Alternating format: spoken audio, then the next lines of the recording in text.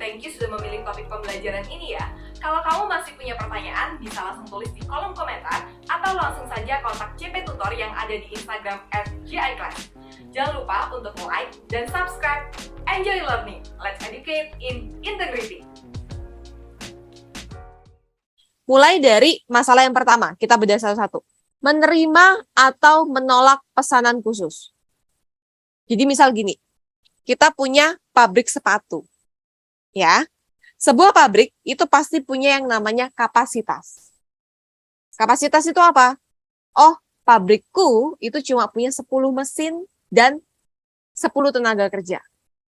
Dengan 10 mesin dan 10 tenaga kerja, aku hanya bisa memproduksi 100 pasang sepatu. Gitu. Ya.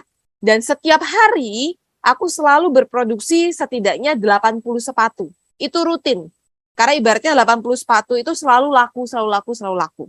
Ya, jadi harus terus setiap hari memproduksi 80 sepatu.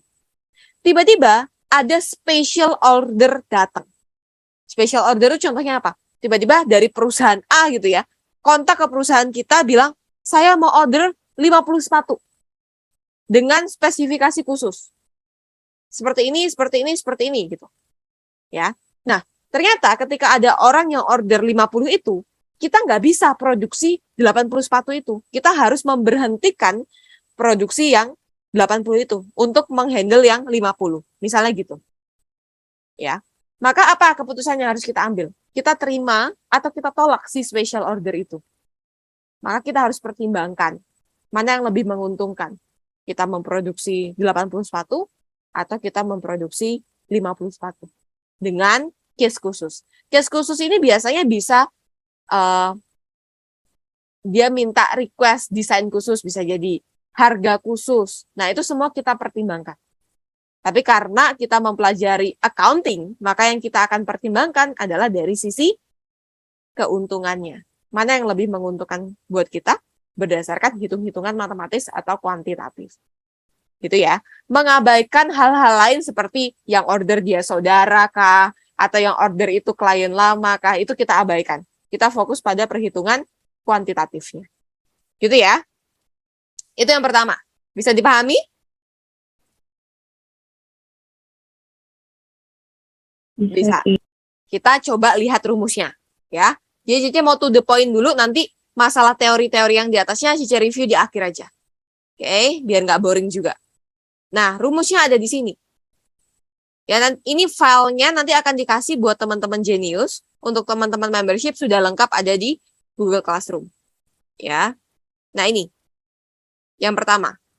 Menerima atau menolak pesanan khusus. Ya. Ada note di sini. Special order tidak boleh menambah kapasitas maksimum. Maksudnya gimana? Kalau kita kapasitasnya cuma 100, ya. Kita cuma 100, ya udah berarti kita hanya bisa produksi maksimum 100. Kalau ada orderan lebih dari 100, maka kita akhirnya harus memilih yang mana yang kita terima, yang mana yang kita tolak. Kayak gitu, ya. Kenapa C nggak boleh menambah kapasitas? Kan boleh aja kalau aku mau beli mesin baru gitu. Ya sebenarnya nggak apa-apa sih kalau memang itu akan jangka panjang. Tapi kan special order itu tidak selalu datang setiap saat. Misal, kalian biasanya produksi harian itu cuma 80. Kapasitas kalian 100. Pas ini momen lebaran, banyak yang beli sepatu baru. Ya, atau momen masuk sekolah, biasanya pada minta beli sepatu baru. Ya. Momennya itu aja, tapi hari-hari biasa sepi. Kalau kalian beli mesin baru, investasinya itu besar. Sekian ratus juta mungkin kalian harus keluarkan. Ya. Dan bisa jadi ketika momennya itu tidak tinggi, kalian akan buat mesin itu menganggur dan justru kalian akan rugi. Jadi, case menerima atau menolak itu kita asumsikan tidak ada penambahan kapasitas. Jadi kapasitas kita sesuai dengan berapa yang kita miliki. Ya. Lalu pertanyaannya, gimana caranya kita mengambil keputusan? Ya. Cara kita mengambil keputusan adalah ini saya coret-coret di sini, nanti hasil orat-oratnya juga Cici share ya. Caranya adalah melalui perhitungan ini. Kita tinggal selisihkan revenue dari special order, kita kurangi dengan variable cost dari special order. Ya, jadi kita fokus di special ordernya. Nah, keputusannya diambil adalah ketika hasil positif kita terima, tapi kalau hasilnya negatif kita tolak. Oke? Nah, pertanyaan selanjutnya adalah, gimana cara mencari revenue special order, C? Nah, sebenarnya kalian bukan menghafalkan rumus baru ya. Rumus revenue dari zaman dulu itu tetap aja price dikali dengan quantity. Rasanya ini ketebelan. Bisa kurangin sedikit.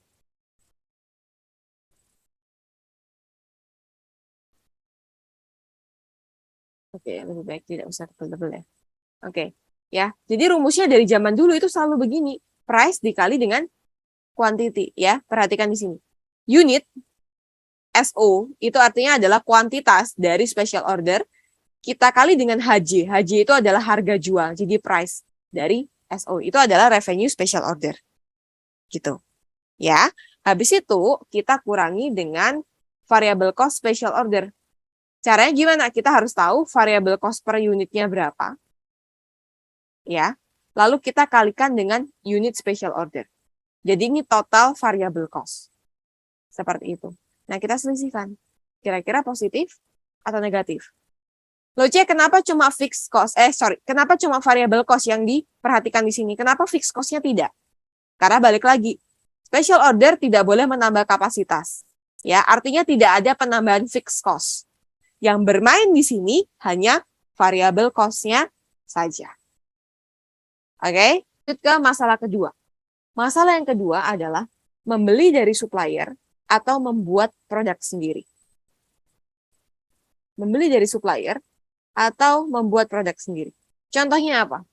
Contohnya itu apa ya yang paling sederhana?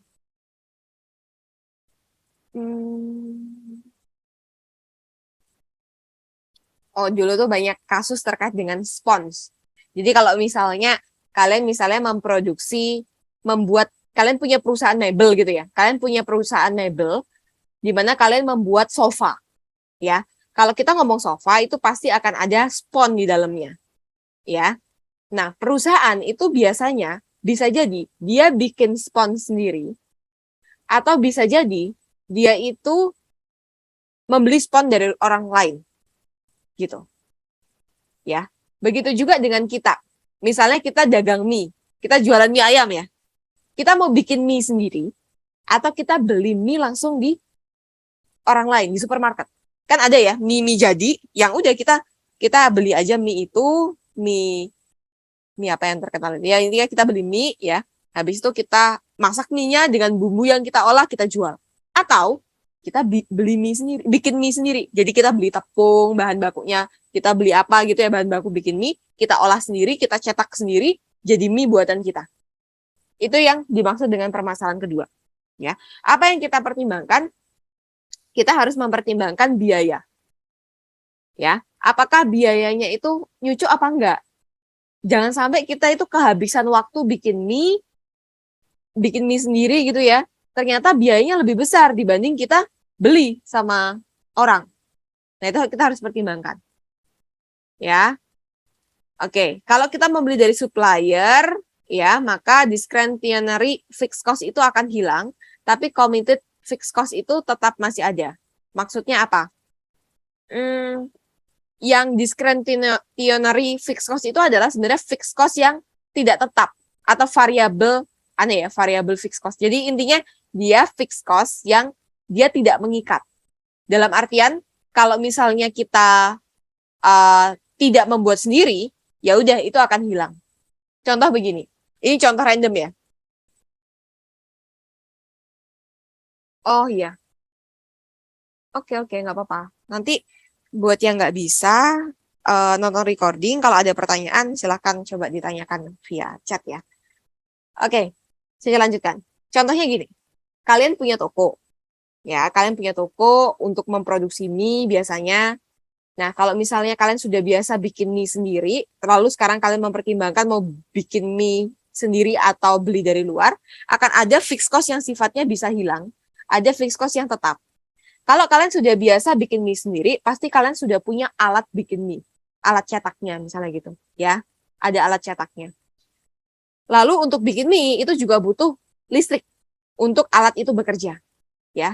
Sekarang Cici akan kasih contoh mana yang termasuk discretionary, mana yang termasuk committed ya. Alat untuk bikin mie itu adalah committed fixed cost. Kenapa kok gitu? Karena walaupun kamu nggak membuat mie lagi, nggak buat mie sendiri lagi, kamu beli dari orang luar, biaya ini akan tetap ada. Kamu sudah beli, kamu nggak bisa balikin ke suppliermu. Ya, itu committed. Tapi kalau yang satu lagi, discretionary fixed cost, itu contohnya apa? Biaya listriknya. Kalau kamu nggak produksi mie, maka mesinnya nggak jalan, mesinnya nggak makan listrik, maka nggak akan ada biaya listrik. Gitu. Jadi biaya listrik yang biasanya ini tergolong fixed cost, itu jadi tidak ada. Atau dia bisa dihilangkan. Bisa membedakan? Bisa ya? Jadi ketika kamu mau ngambil keputusan, aku berhenti buat sendiri, aku mau beli dari orang luar, itu nggak bisa kayak serta-merta, udah aku gara-gara capek, aku nggak mau buat sendiri. Pertimbangkan dulu, selama ini kamu sudah mengeluarkan apa aja, apa fixed cost yang nggak bisa dihilangkan. Jangan sampai ternyata kamu buat sendiri itu tetap lebih menguntungkan. Ya buatlah sendiri daripada kamu beli di luar. Karena itu akan merugikan. Ya, jadi ada pertimbangan yang sekali lagi kita hanya memperhitungkan terkait dengan uang ya. Jadi yang kita hitung adalah angka kalau dalam accounting. Oke. Nah, kita pilih yang mana? Kita pilih yang membutuhkan cost lebih rendah. Jadi yang intinya biayanya lebih rendah. Ya. Rumusnya gimana? Rumus cepatnya. Kita lanjut ke rangkuman. Membeli atau membuat sendiri. Oke. Kita akan membandingkan biaya. Kalau kita kita beli dari orang luar ya, maka akan ada yang namanya harga per unit dari supplier ditambah dengan committed fixed cost. Bahasa sederhananya gini, kalau kita memutuskan kita mau beli dari luar, kita mau beli mie dari luar, maka kita harus mengeluarkan uang untuk membayar harga mie itu ditambah dengan biaya-biaya yang kita tidak bisa hilangkan. Contohnya mesin cetak tadi. Itu tetap akan menjadi biaya. Ya.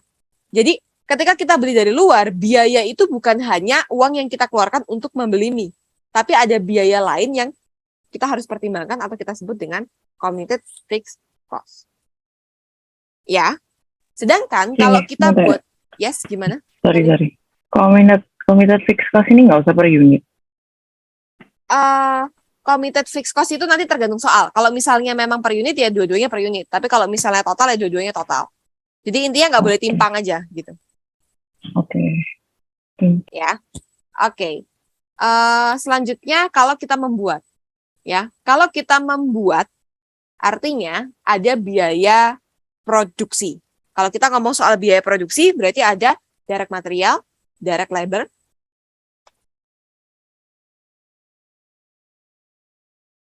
Oh, oke. Bentar ya. Ada direct material, direct labor, ada variable cost OH, lalu ada ini ya, ada OH yang sifatnya fix, tapi yang mengikat dan tidak mengikat, gitu ya. Lalu ada opportunity cost. Ini kalau misalnya ada. Jadi opportunity cost lainnya.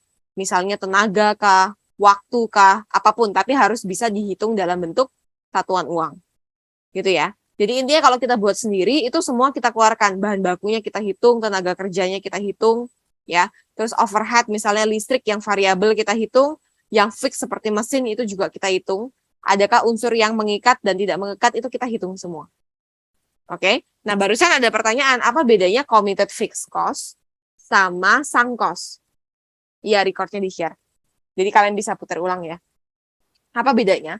Jadi kalau sebenarnya ini lebih ke, nanti cek confirm lagi ya, nanti cek lagi. Tapi sejauh saat ini yang bisa kalian pahami adalah kalau kita ngomong sunk cost, itu adalah biaya di masa lampau yang ibaratnya itu udah tidak relevan. Itu sifatnya sudah tidak relevan. Nah, sebenarnya committed fixed cost itu adalah bagian dari sunk cost. Itu sebenarnya ada di materi, kalau kalian sempat baca. Kita next sedikit ya. Nah, dia. Nah, ini. Jadi, committed fixed cost sama sunk cost itu dia sama-sama biaya yang tidak relevan. Biaya yang tidak relevan itu adalah biaya yang tetap ada, dia tidak bisa hilang, dan tidak bisa berubah apapun keputusan yang kamu ambil. Ya, sehingga dia diabaikan dalam pengambilan keputusan karena dia tidak berpengaruh, dia akan tetap ada. Kayak gitu ya. Nah, contoh dari biaya relevan itu adalah committed fixed cost sama sunk cost. Nah, kalau sunk cost itu sebenarnya kalau kita ngomong sunk cost ya, dia itu bisa jadi tidak selalu fix. Dan sunk cost itu bicara tentang biaya yang sudah telanjur dikeluarkan di masa lalu dan dia tidak akan berpengaruh ke masa sekarang. Apapun yang terjadi. Contoh, sekarang kalian sudah masuk di UK Petra. Kalian belum lulus nih. Kalian bisa lulus, bisa enggak, tapi pasti lulus lah ya. Tapi nggak tahu apa yang akan terjadi di depan kan gitu ya. Nah, tapi di awal kalian sudah membayar biaya pendaftaran, kalian sudah bayar USPP. Nah, biaya-biaya itu adalah sunk cost.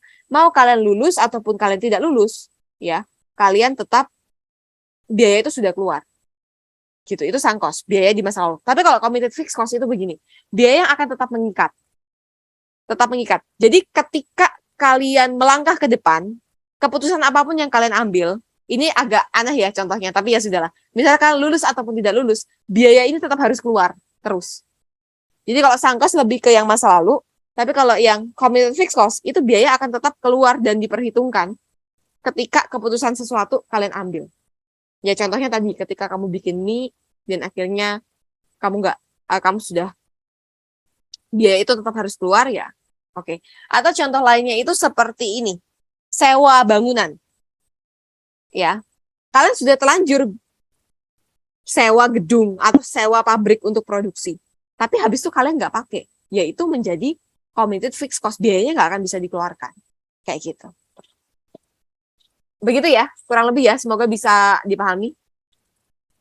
Jadi, tapi mereka sama-sama irrelevant cost. Jadi kalau mau dicari, kok mirip ya, karena memang mereka sama-sama biaya yang irrelevant, yang dia tidak bisa hilang, yang sudah terjadi dan akan terjadi. Oke ya, kita lanjut ya. Kita tadi sampai mana? Di sini. Di sini. Nah, ini ya. Nah, nanti keputusannya bagaimana? Keputusannya itu kita membandingkan. Jadi antara membeli dan membuat, ini sama-sama rumus biaya. Sama-sama rumus uang yang kita keluarkan. Ya, jadi kita lihat apakah dengan kita membeli itu lebih murah dibandingkan membuat atau sebaliknya. Nah, kita pilih yang paling rendah. Kita punya banyak masalah sekarang. Masalah yang ketiga adalah terkait dengan menutup atau meneruskan segmen bisnis yang tidak menguntungkan. Pada masa pandemi COVID-19, kalau kalian perhatikan, banyak sekali toko-toko yang harus tutup. Ya. Kenapa mereka tutup? Karena itu sudah tidak menguntungkan atau bahkan merugikan buat mereka. Sehingga harus ditutup. Ya. Apa ya yang fenomena paling banyak ditutup waktu itu ya? Ya mungkin tempat makan itu banyak ditutup ya. Terus, kalau yang fenomena terkait dengan jual beli online itu kan sekarang departemen store kayak Matahari itu menutup beberapa gerainya kan ya.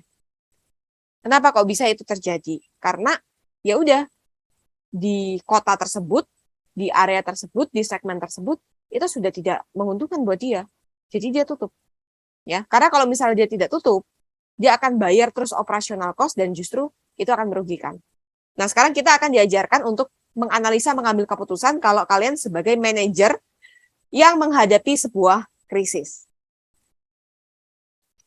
Oke? Nah, ada beberapa hal yang harus diperhatikan. Pertama, hanya memperhitungkan segmen report. Balik lagi ke NC bilang di awal.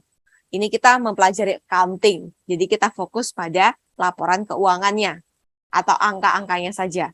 Tidak mempertimbangkan faktor-faktor kualitatif lainnya. Ya. Biaya yang dipertimbangkan hanya yang relevan saja.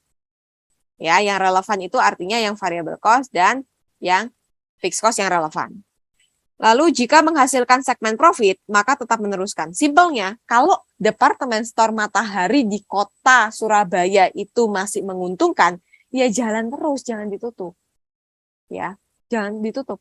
Tapi kalau misalnya departemen store itu ternyata rugi, ya tutup. Ya, kalau misalnya loss, ya maka tutup saja. Simpelnya gitu. Nah, kita tuh sekarang suruh ngitung, ini untung atau rugi. Kayak gitu. Ya, gimana rumusnya? Kita naik ke atas. Yang ini simple kok.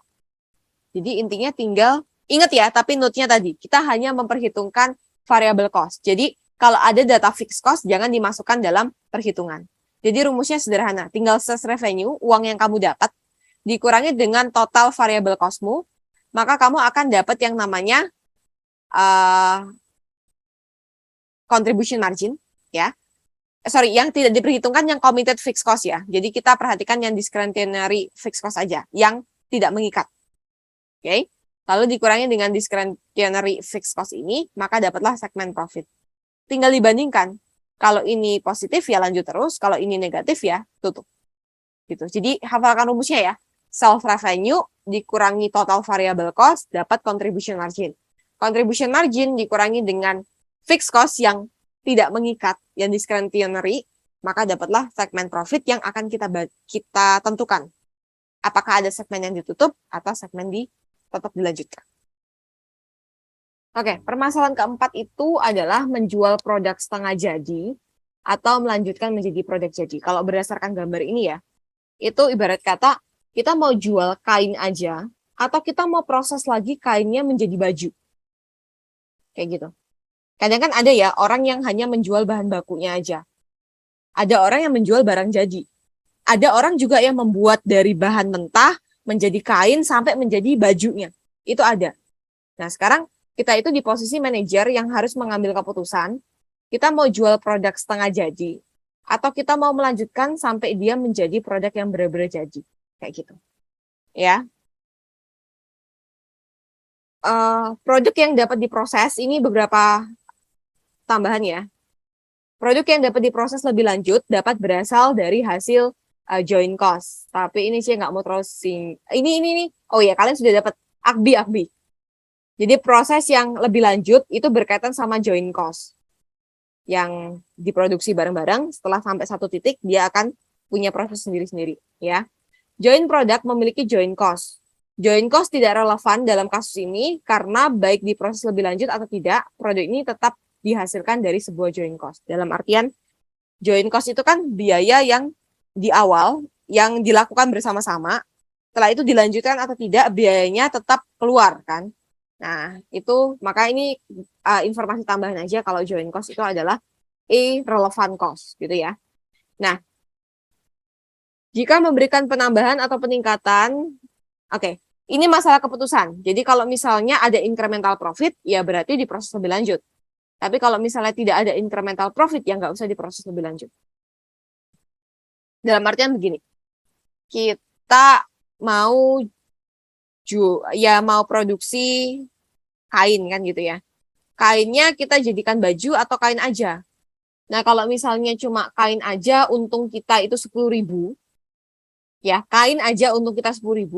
Habis itu kalau kainnya kita jadikan baju, untungnya 10.000 juga.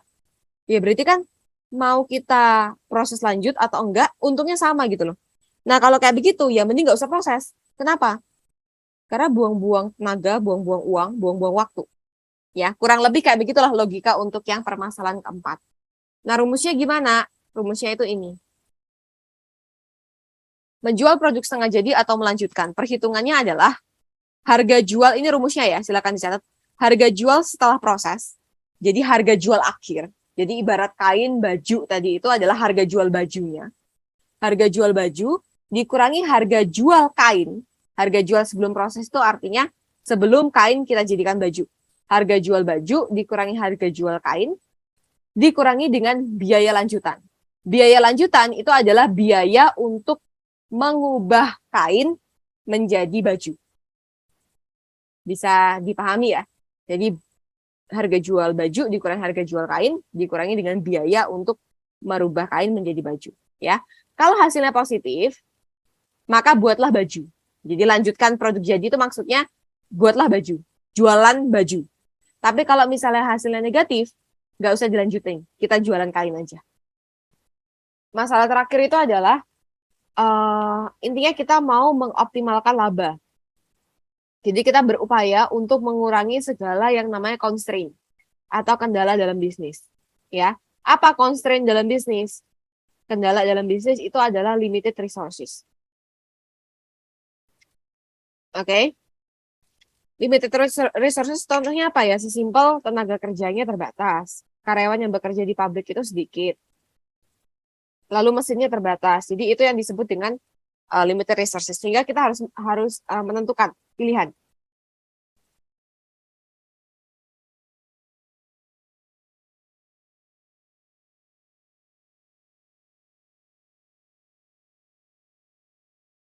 Nah, perhitungan ini itu berlaku untuk perusahaan yang memproduksi multiple product.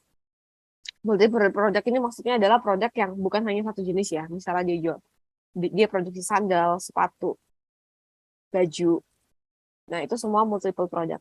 Oke.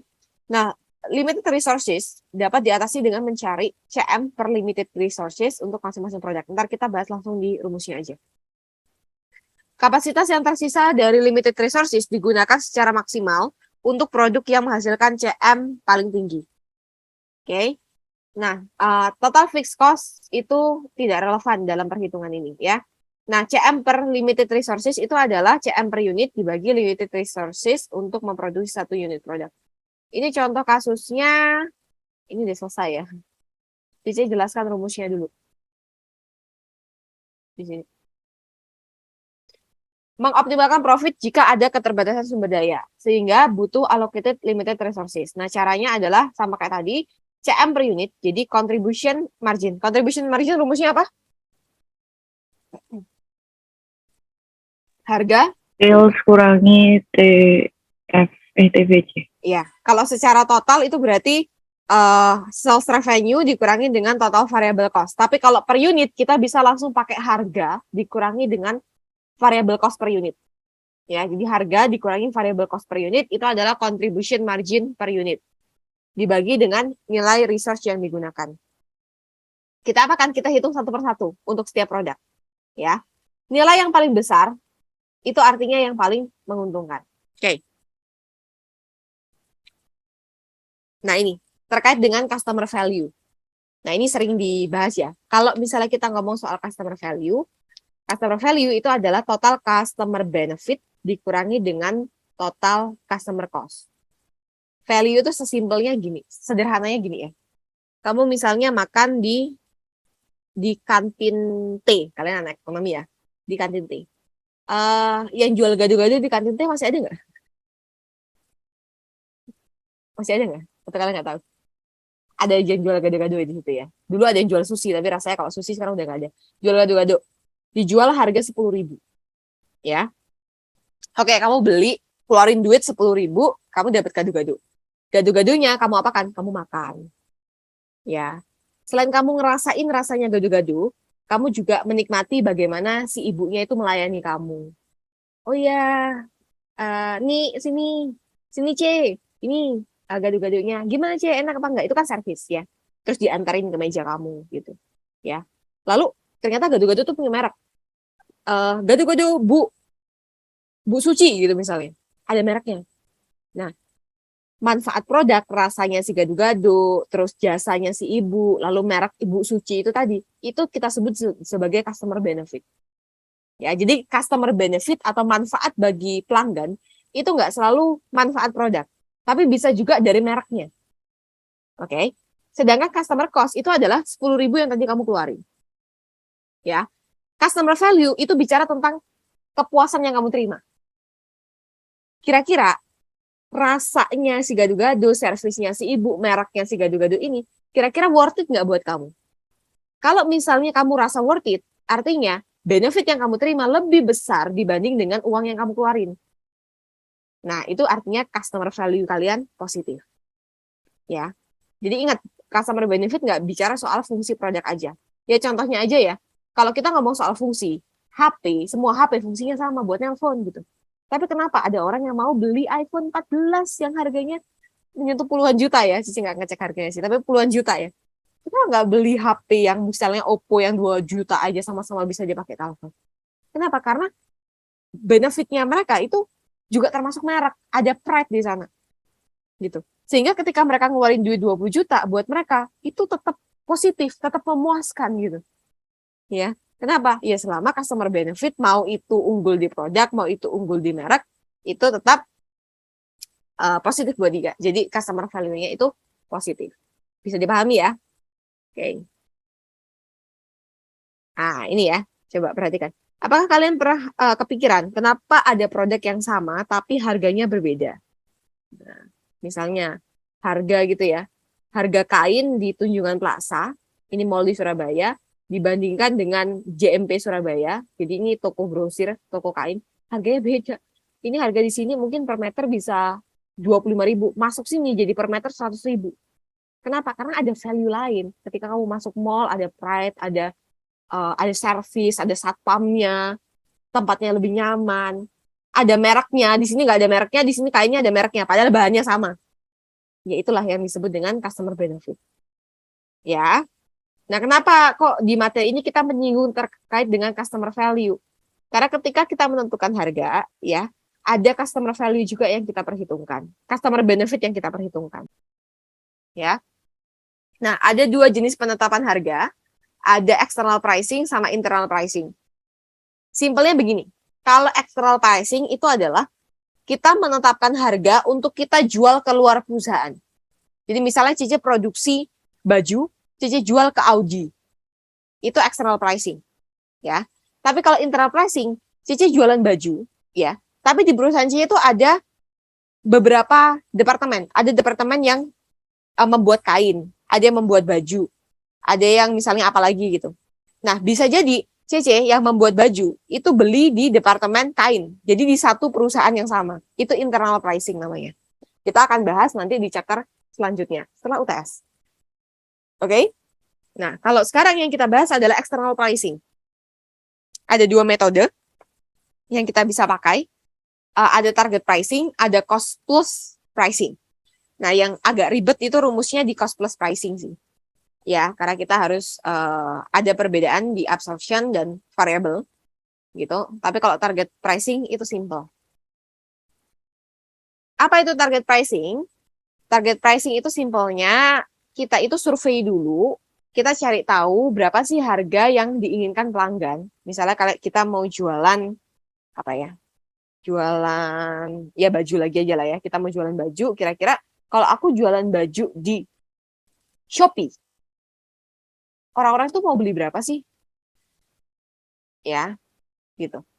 Nah, sehingga harga itu menjadi pemicu cost. Oh, ternyata harga baju rata-rata itu 100.000. Oh ya sudah. Kalau misalnya 100.000, ada pertanyaan lagi. Aku mau untung berapa? Oh, harganya aku mau jual 100.000, aku mau untung 25%. Berarti modal maksimal yang bisa aku keluarkan itu adalah 75.000. Nah gitu. Makanya di sini ada yang namanya target cost. Ya, simpelnya rumusnya adalah target pricing itu sama dengan target cost ditambah target laba. Bisa dibalik juga, target cost sama dengan target pricing dikurangi dengan target laba. Misalnya gini, kalau aku mau tahu berapa sih modal maksimal untuk memproduksi baju ini, berarti karena harga jualnya nanti aku mau jual 100.000 dan aku mau untung 25%, maka 100.000 dikurangi 25.000 jadinya 75.000. Itu kalau menentukan target cost. Tapi kalau mau menentukan target pricing, ya tinggal, ya udah modalku 75.000, aku mau untung 25.000, maka hargaku 100.000. Kayak gitu. Ya, tapi menentukan 25.000 itu tentu berdasarkan analisis. Kenapa kamu mau untung sekian? Ya, kalau yang itu kualitatif ya. Oke. Lalu kalau yang ini adalah cost plus pricing, ya, jadi dia cost base. Kalau yang tadi itu bukan cost base, tapi price base. Price base itu gimana? Ya namanya target pricing ya. Jadi patokannya dia itu bukan berapa biayanya, biaya mengikuti harga. Ya, jadi kalau target pricing itu biaya mengikuti harga, sedangkan cost plus pricing itu adalah harga mengikuti biaya. Jadi kita hitung dulu berapa cost-nya, kita hitung dulu berapa biayanya, baru kita kali dengan markup. Contoh, Kita udah hitung nih, DM, DL, FOH itu adalah sebesar 2.000. Kita mau untung 50%, maka kita kali dengan markup-nya, dikali 1,5. Maka kita jual sebesar 3.000. Gitu. Itu kalau cost plus pricing. Nah, yang jadi PR itu adalah, markup ini pasti diketahui di soal. Yang jadi PR adalah untuk menentukan si cost base-nya ini. Apakah kita menggunakan absorption? Apakah kita menggunakan variable cost base? Atau kita menggunakan full cost? Kalau full cost berarti total cost. Tinggal di jumlah biasa aja. Gimana tuh? Nah, itu yang sedikit challenging di chapter ini. Ini rangkuman rumusnya. Ya, jadi kalau absorption cost base itu berarti cara menghitung COGS-nya adalah DM, DL, sama manufacturing overhead. Ya, di sini cost-nya. Other cost-nya itu ini, markup-nya itu sekian, target profit ditambah dengan SG expense. Tapi ini jadi lebih suka menggunakan yang ini. Coba kalian.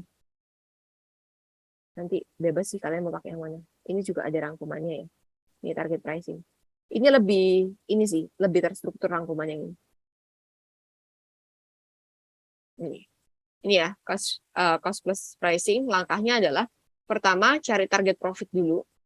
Ya, ini udah biasa tipe-tipe soal itu menggunakan rumus-rumus ini aja. Kita cari target profit dulu kan? Kita mau profit berapa? Oke, sekian. Lalu kita fokus sekarang ke cost-nya. Lihat DM, DL, FOH, pastikan dia sudah per unit. Gitu. Lalu kita hitung cost base. Nah, ini beda rumus absorption sama variable. Kalau misal absorption itu berarti DM tambah DL tambah variable cost OH tambah fixed OH. Ya, sedangkan kalau misalnya variable, kita pakai yang variable aja. Fixed OH-nya kita abaikan. Fixed OH-nya kita masukkan kemana? Kita masukkan ke other cost. Other cost-nya adalah untuk absorption itu variable cost SGA sama fixed cost SGA. Oke. Sedangkan untuk yang variable itu yang fix sama ini. Jadi ini tinggal kalian, Oce bilang sih, pahami, lalu ingat. Gitu. Ya. Lalu untuk markup bisa jadi diketahui di soal, ya sudah dalam bentuk persentase, atau bisa jadi harus kalian cari. Kalau harus cari, maka caranya ini, markup sama dengan other cost ditambah target profit. Other cost ditambah dengan target profit yang sudah kalian tentukan di poin pertama. Ya, kalau mencari markup dalam bentuk persen, ya tinggal markup ini kalian bagi dengan cost base-nya. Dibagi dengan yang poin ketiga, maka dapatlah percentage dari markup. Maka berapa harganya? Harganya sesimpel cost base ditambah dengan markup. Atau seperti C-nya tadi, cost base dikali dengan, kalau dalam bentuk persentase ya, 50% gitu. Berarti 1,5 katanya gitu. 5 itu apa 50%? 1 ditambah 0,5, jadi 1,5. Jadi biayanya, misalnya tadi kan 2.000 ya, dikali dengan, kalau 50% berarti 1,5. Makanya 3.